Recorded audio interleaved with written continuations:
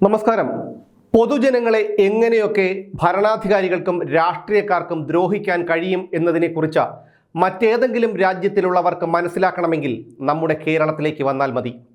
ജനങ്ങളുടെ നികുതിപ്പണം കട്ടുമുടിച്ച് തിന്ന് ധൂർത്തടിക്കുന്നത് മാത്രമല്ല, കാൽനടയാത്രക്കാർക്ക് നടന്നു പോകാനുള്ള പാതയോരങ്ങൾ പോലും രാഷ്ട്രീയക്കാർ കയ്യേറുന്നത് സർവ്വസാധാരണമാണ് കേരളത്തിൽ. യാത്രക്കാരുടെ സഞ്ചാര സ്വാതന്ത്ര്യം തടസ്സപ്പെടുത്തിക്കൊണ്ട് നടപ്പാതകളിൽ ബോർഡുകളും മറ്റും സ്ഥാപിക്കരുത് എന്നുള്ള ഹൈക്കോടതി ഉത്തരവൊക്കെ ഉണ്ടെങ്കിലും രാഷ്ട്രീയക്കാരുടെ മർക്കടമുഷ്ടിക്ക് മുന്നിൽ നടപടിയെടുക്കേണ്ട ഉദ്യോഗസ്ഥരും ഓച്ഛാനിച്ചു നിൽക്കേണ്ടി വരുന്നു എന്നുള്ളതും ഒരു യാഥാർത്ഥ്യമാണ്. ഈ കാണുന്നത് ബാലരാമപുരം ജംഗ്ഷനാണ്. തിരുവനന്തപുരം കന്യാകുമാരി ദേശീയപാതയിലെ ബാലരാമപുരം ജംഗ്ഷനിൽ 2 ബസ് കാത്തിരിപ്പ് കേന്ദ്രങ്ങളാണുള്ളത്.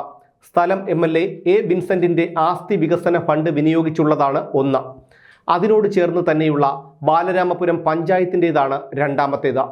ഇതിനു തൊട്ടടുത്തുള്ള ഹയർ സെക്കൻഡറി സ്കൂളിലേക്ക് പോകാനുള്ള വഴി മാത്രം എന്തോ ഭാഗ്യം കൊണ്ട് മറച്ചിട്ടില്ല. സർക്കാരിൻ്റെ നവകേരള സദസ്സിൻ്റെയും UDFിൻ്റെ വിചാരണ സദസ്സിൻ്റെയും CPMൻ്റെ പലസ്തീൻ ഐക്യദാർഢ്യ സമ്മേളനത്തിൻ്റെയും ഒക്കെ ഫ്ലെക്സ് ബോർഡുകൾ കൊണ്ട് ഈ ബസ് കാത്തിരിപ്പ് കേന്ദ്രങ്ങൾ മറച്ചിരിക്കുകയാണ്. ഇതുകാരണം ബസ് വരുന്നത് കാണാൻ കഴിയാതെ പൊരിവെയിലെത്തും റോഡരികിലും ഇറങ്ങി നിൽക്കേണ്ട ഗതികേടിലാണ് വിദ്യാർത്ഥികളും സ്ത്രീകളും ഉൾപ്പെടെയുള്ള യാത്രക്കാർക്ക് കയറി നിൽക്കാനുള്ള ബസ് കാത്തിരിപ്പ് കേന്ദ്രങ്ങളിലാകട്ടെ തെരുവു നായ്ക്കൾ വിശ്രമിക്കുകയാണ്. തെരുവു നായകളുടെ ഭീഷണി വേറെയുമുണ്ട് യാത്രക്കാർക്ക്. ഇതിനെയൊക്കെ അക്ഷരം തെറ്റാതെ വിളിക്കേണ്ടത് തെമ്മാടിത്തരം എന്നു തന്നെയാണ്.